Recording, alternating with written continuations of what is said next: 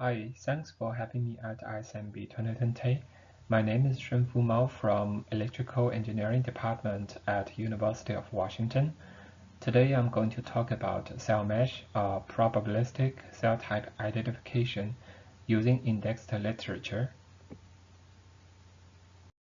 We developed CellMeSH to tackle the problem of single-cell RNA-seq annotation. Typical single-cell RNA-seq workflow is as follows. Starting from a sample of cells, we do experiments and data processing to get a gene cell expression matrix. And then we do clustering to cluster the cells with similar gene expression patterns.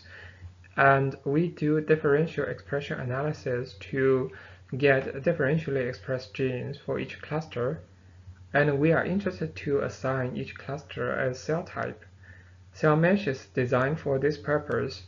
It's essentially a web server and Python API, and it can take input of cluster differential expressed genes and output a list of candidate cell types sorted by probability score. CellMeSH consists of two key parts. The first part is a database, and the second part is a query method. The database contains gene and cell type information. Each gene cell type pair has a weight. The weight is the number of PubMed articles where the gene and the cell type co-occur. By co-occurrence, it means the gene is indexed as the gene2PubMed gene, and the cell type is indexed as the midline mesh cell. This database has large coverage of gene cell type information, and it's also easy to expand. But this database is inherently noisy, so we designed a novel probabilistic query method in order to better query this database. This query method is built on the maximum likelihood estimation.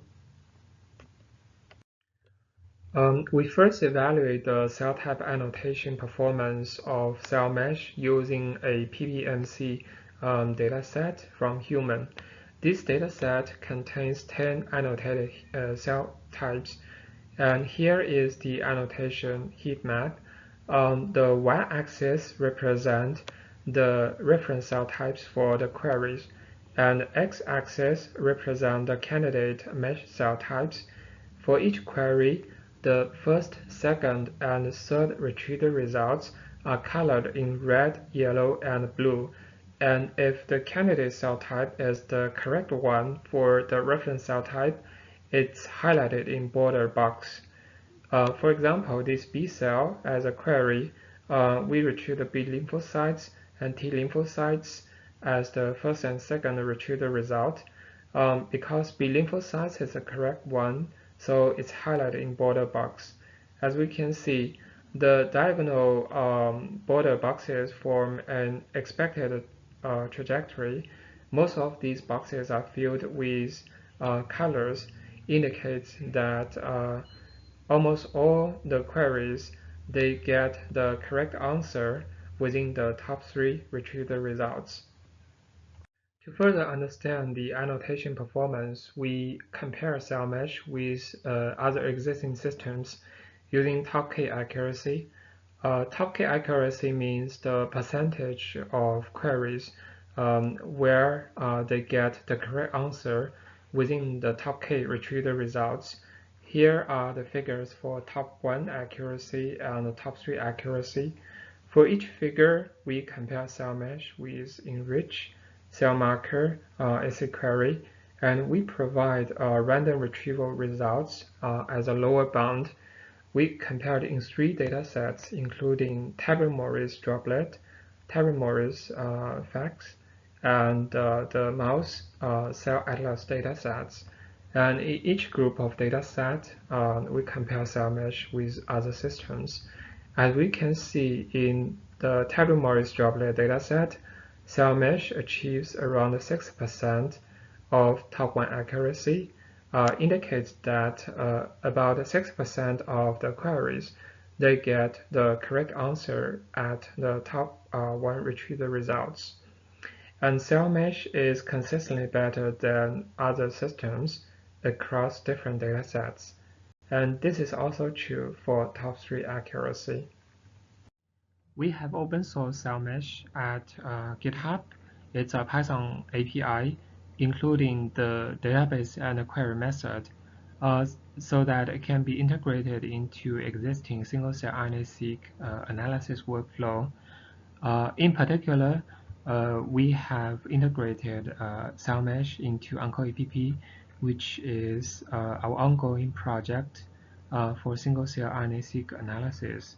It's a web server that supports online graphical user interface, and it supports automatic cell type annotation, and it supports iterative analysis of clustering and annotation.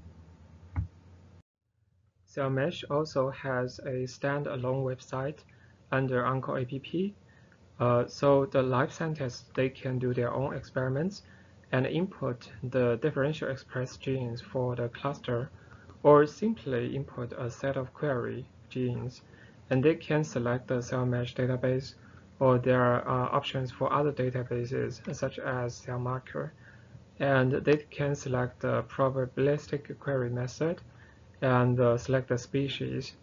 CellMeSH will return a list of candidate mesh cell types and mesh IDs and probability scores.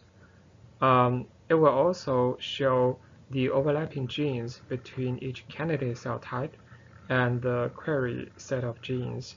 And for each overlapping gene, the PubMed articles where the gene and the candidate cell type co-occur will also be displayed for further reference. Okay, that's all. Thank you.